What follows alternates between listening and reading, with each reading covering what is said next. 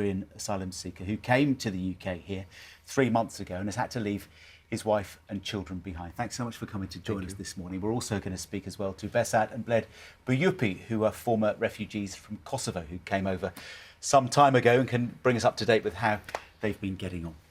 Yasser, we're going to start with your story because just your journey to get here was incredibly dangerous, wasn't it? Just tell us how you got to the UK.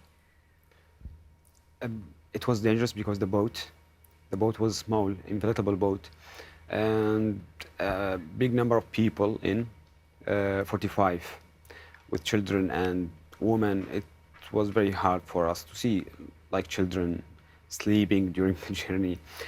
After that, by lorry, from Cali to UK by lorry, I spent 18 hours in the lorry. It was every moment I can expect that I'll be dying. So that was very, very dangerous. What happened when you reached your destination? What happened to you then? The police catch me and take me to Dover police station.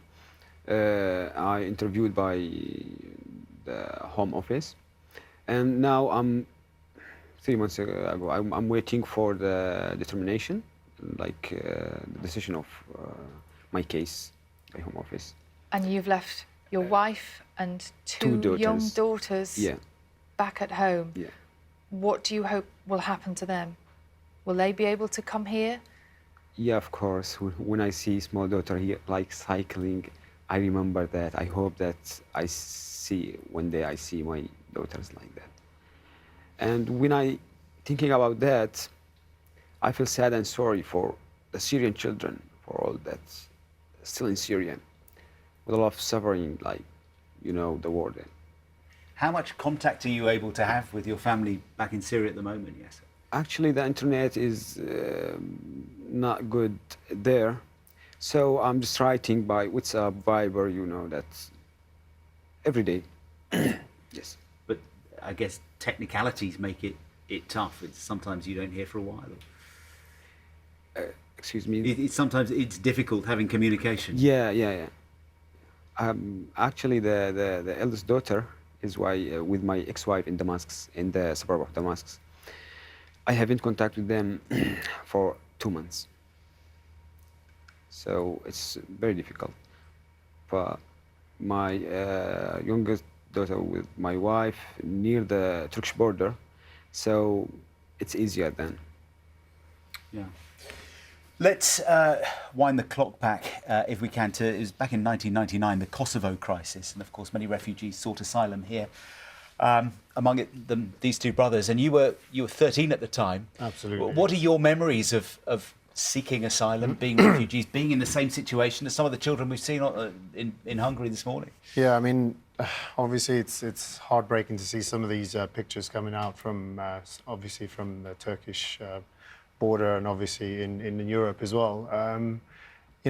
For us, it's obviously that the story repeats itself in terms of the refugees, and there will always be displacements from war. So I think where Britain has kind of stood up to aggressors and tackled kind of regimes before, obviously this is a great thing that the British people have the will and the power to help. And this is, I think, great right now because it's much needed in Europe and across. And for you, the actual journey itself, just the journey, was incredibly traumatizing, wasn't it? You had to actually have counselling afterwards.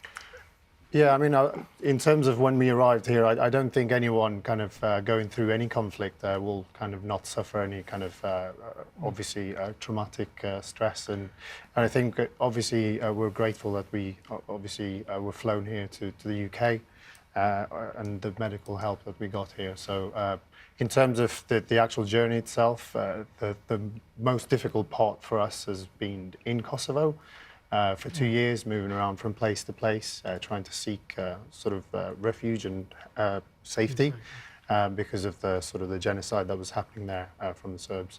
So, in terms of the actual well-being when we came here, obviously I remember we were quite thin, obviously, and quite different to what we look now like now. Course, But yeah. I think with any wars, there's no real winners. I suppose it's the civilians who suffer the most, and it's up to each government to take actions.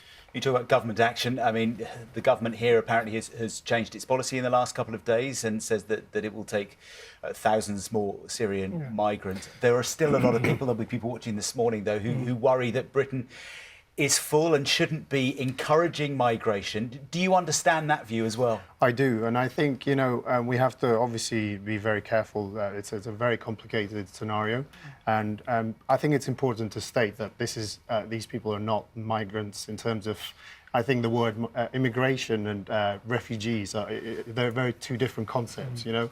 A refugee is, you know, someone who's trying to escape for their safety and out of desperation. And I think when we think about economic migrants, that's when people get confused with the two concepts, I think. Yeah, okay.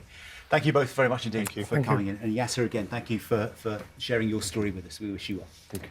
It is 24 minutes past 9. Here's Thomas with a look at this morning's weather. Sally, John, thank you very much.